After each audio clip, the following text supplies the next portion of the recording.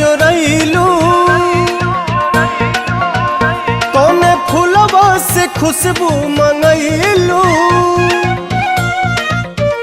कौने बदरा से कजरा चोरैलू, कौने फूलवा से खुशबू मंगैलू। वे धानी किए हो धानी जी अच्छा छनावे लच्छा गल दुनिया पागल कैले बा।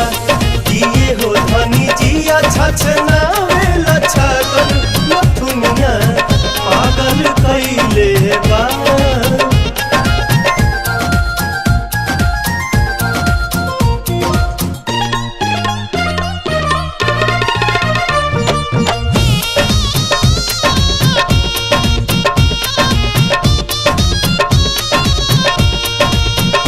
जब से दिल में बना ले बाड़ू तू घर, हर जगह अब तयावेलू तू ही नजर।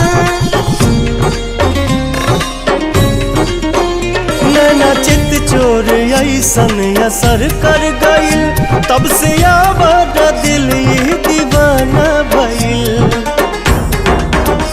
बोली लागेला जैसे सुगनिया, चाल में लागे फिर के हिरनिया। ये धानी लाली लाली बिंदिया तनिंदिया ले भागल न दुनिया पागल कैले बा।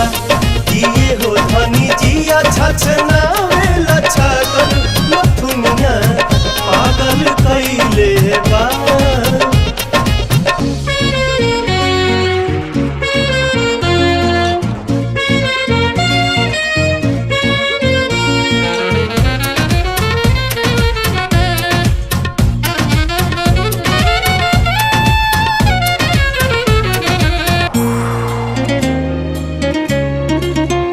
करधनी जब कमर में झमक जाला हो, होके बेकाबू मन ही सनक जाला हो।